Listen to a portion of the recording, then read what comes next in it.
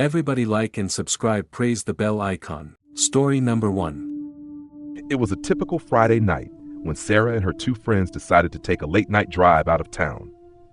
They were in the mood for a change of scenery, so they took the long road that stretched out into the forested hills, hoping to see something new or find an empty spot to relax and talk. The road was empty, too empty. The trees closed in on either side, and the headlights barely cut through the thick shadows that seemed to stretch forever. They laughed, joked, and sang along to the radio, but there was an unease creeping in. Sarah felt it first, a strange prickling on the back of her neck. She looked out the window, half expecting to see someone standing there, but there was nothing but the dark expanse of trees and the occasional flicker of an animal's eyes. The car's headlights swept across the road ahead, but they seemed to have no effect on the darkness beyond. "Why does this place feel so off?" her friend Jess murmured. Her voice was thin with discomfort. Sarah didn't have an answer. She looked at the rearview mirror and noticed a car following them. It was a few hundred yards behind, but something about it felt wrong. It didn't have headlights on. It moved unnervingly fast, despite the winding curves of the road. She frowned. "Do you guys see that?" Sarah asked, her tone turning cautious. Her other friend, Alex, leaned forward to look out the window. "What? There's no one there, Sarah." But Sarah could feel it. The car behind them had grown closer, too close. They were driving faster now, trying to outrun it. The car didn't slow down. In fact, it seemed to be gaining on them with alarming speed. "Is that guy just playing with us?" Alex asked, glancing at the mirror. "Maybe they're just some drunk driver."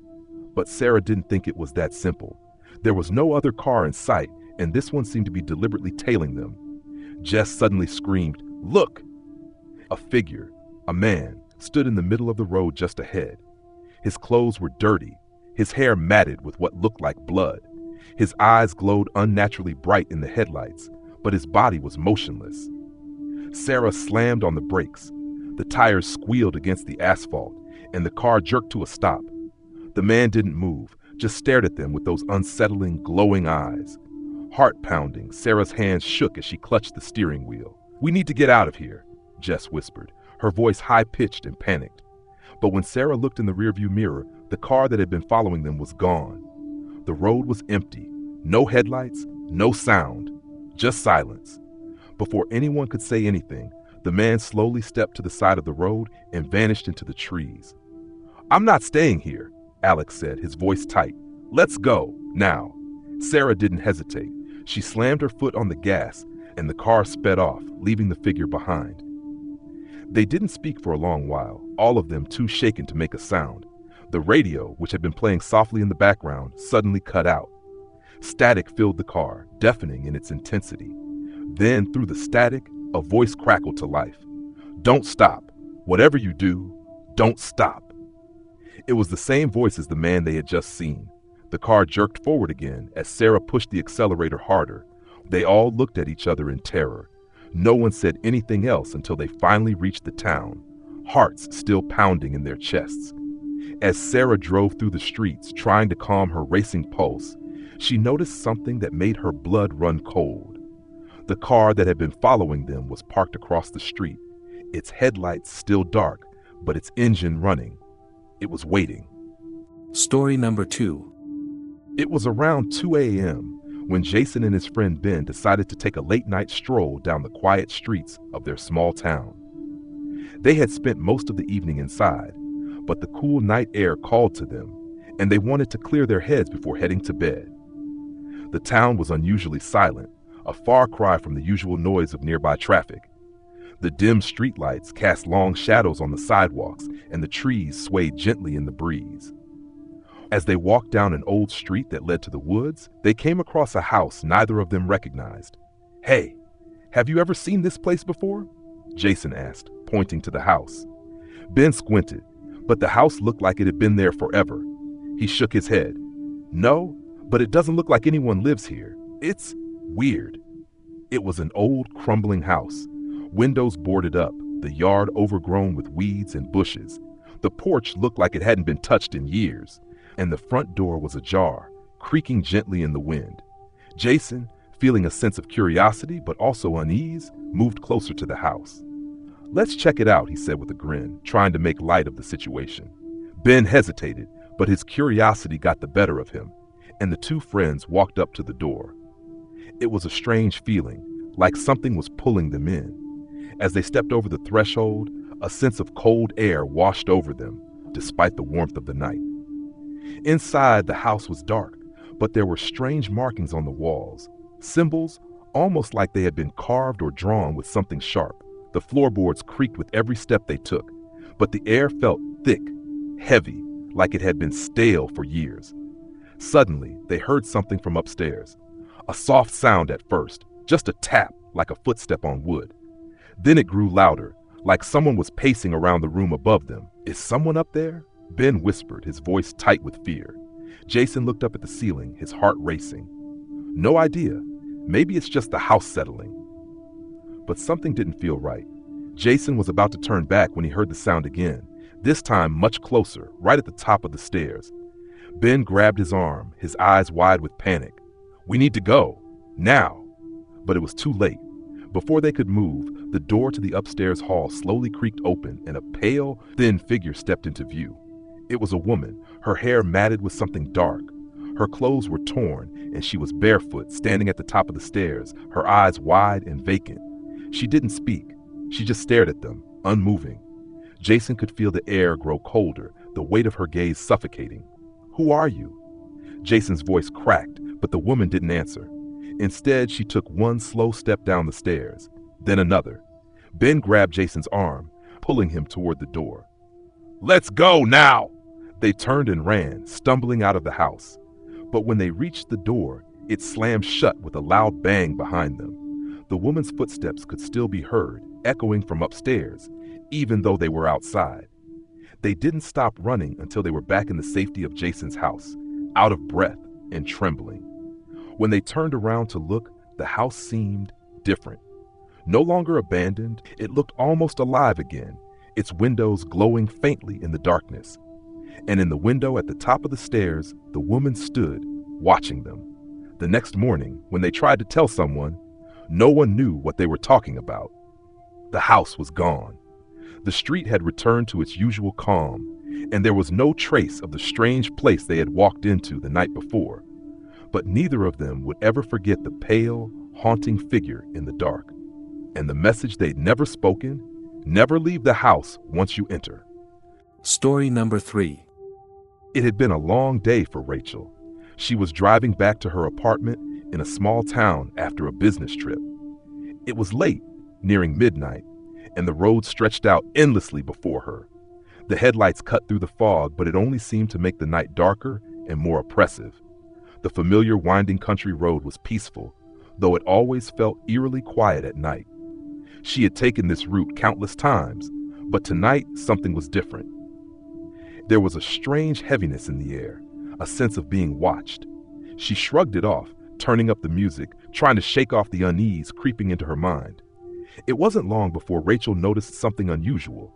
A car had appeared behind her out of nowhere, trailing her at a steady distance. She glanced at her rearview mirror, noticing it was a dark sedan. Nothing remarkable, except the headlights were off. Rachel frowned. That wasn't normal. She tapped the brakes, hoping the car would pass, but it didn't. It stayed there, a dark silhouette in her mirror, its presence unsettling. Every so often, she'd glance back, but the sedan never came any closer or further away. It simply followed. Growing increasingly uncomfortable, Rachel decided to pull over at a small deserted gas station ahead. She needed a moment to clear her head. She turned on her blinker and pulled into the gravel lot, watching the rearview mirror for the car. The sedan didn't stop. It kept driving, disappearing into the fog beyond.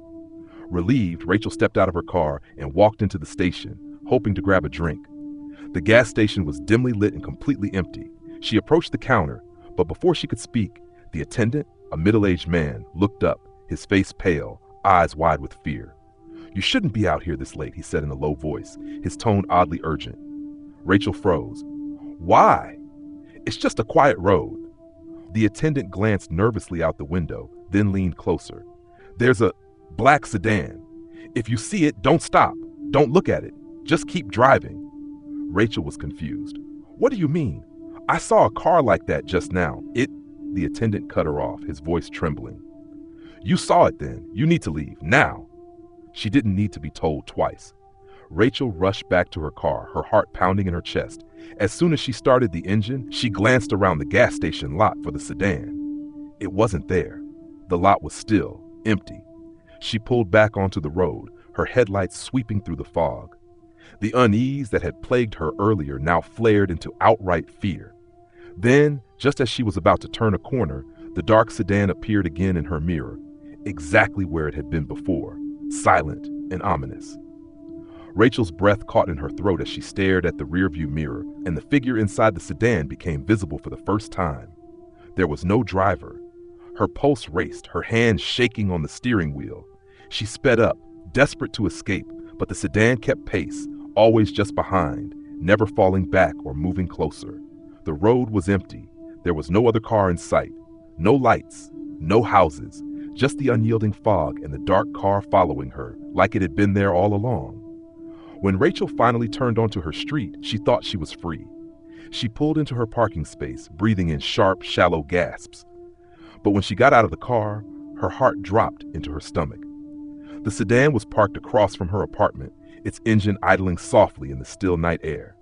Then the door of the sedan opened, and out stepped a man. He didn't speak, didn't move, just stood there staring at her from across the street. Rachel froze. His face was pale, eyes wide and empty, like a man who had seen too much. He just stood there, his gaze locked on hers. And then, without warning, he smiled, a cold, empty grin that stretched unnaturally wide. Rachel ran, bolting into her apartment, locking every door and window.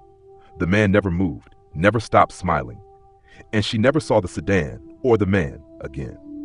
But for months afterward, she would hear the sound of an engine idling late at night just outside her window. She never stopped looking over her shoulder when she drove alone at night. Story number 4. It was supposed to be a simple road trip. James and his girlfriend, Mia, had planned a weekend getaway to a secluded cabin in the mountains. They had rented the cabin from an old couple who lived nearby, and the drive there was supposed to be a peaceful escape from the city. But as they made their way deeper into the woods, the roads became narrower, the trees closer together, and the air thicker with a strange, unsettling stillness. Around midnight, they reached the cabin, which was tucked away in a grove of tall, looming pine trees. The place looked like something out of an old horror movie, a large, creaky house with ivy crawling up the walls and windows that seemed to watch them as they pulled up. "Looks like we've made it," James said with a forced grin, trying to shake off the growing sense of dread he felt. Mia was already out of the car, stretching her legs. "It's perfect," she said, although her voice sounded more tentative than usual. She smiled, but James could see the unease in her eyes. Inside, the cabin was quaint but cold. The fireplace was cold, and the furniture was covered with white sheets, as if the owners had left in a hurry. There was a strange, musty smell in the air. They unpacked quickly and decided to head to bed. But as James was lying in bed, trying to ignore the unsettling creaks of the old house, he couldn't shake the feeling that something wasn't right. At some point during the night, he heard a faint noise, a soft, scraping sound, almost like nails running across wood. His eyes snapped open, but the room was still dark, the only light coming from the dim moon outside. Mia was fast asleep beside him, her breathing steady. He told himself it was nothing, a branch brushing against the window or an old house settling, but the sound continued, this time louder. It was coming from somewhere downstairs. James lay perfectly still, straining to listen. The sound seemed to be moving, as if something or someone was dragging something heavy across the floor. He nudged Mia awake, but she didn't stir. James slowly got out of bed, the floorboards groaning under his weight. He crept to the top of the stairs, peering down into the dark hallway below. The scraping noise grew louder, now accompanied by what sounded like soft whispers, low and unintelligible. His heart began to race. There was no way he was going down there alone. He turned back toward Mia, shaking her harder. "Mia, wake up!" he hissed, but she didn't move. Frustrated and scared, James crept down the stairs, clutching the railing for support. He reached the bottom, and for a moment everything was silent. The cold, stale air sent a shiver down his spine. He stepped cautiously toward the living room. The scraping sound was louder now, coming from behind the old moth-eaten couch in the corner. Slowly, cautiously, he approached. Then he froze. A pair of eyes, wide, unblinking, glared at him from the shadows. They were bloodshot, sunken deep into a face that was twisted with malice. James couldn't move, couldn't breathe, couldn't think. He opened his mouth to scream, but the words wouldn't come out. Before he could react, the figure lunged from the shadows, its long clawed hands grabbing his arms. It pulled him to the ground, its dry, rasping breath filling his ears. With every ounce of strength, James kicked and twisted, trying to break free, but the figure was strong, unnaturally strong. It snarled in his face, and for the first time, he saw the full horror of its appearance.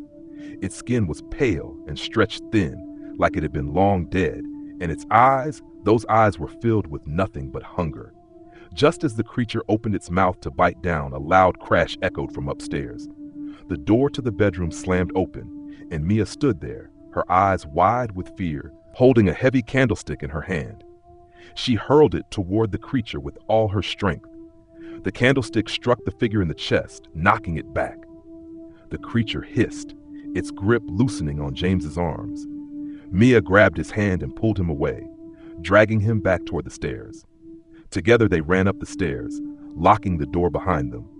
For what felt like hours, they sat in the room, trembling, listening to the creature's screeches and the scratching sounds growing louder and louder beneath them. They never left the room, not until morning. And when they finally dared to look downstairs, the cabin was completely empty, as if the creature had never been there. The furniture was in place. The silence returned. But the one thing that James couldn't ignore was the cold, deep scratch marks all over the floor, leading right up to the door of the bedroom. That night, when they finally left the cabin and drove away, Mia turned to James, her face pale. "Do you think we'll ever be able to forget what happened?" James didn't answer. He didn't think he could.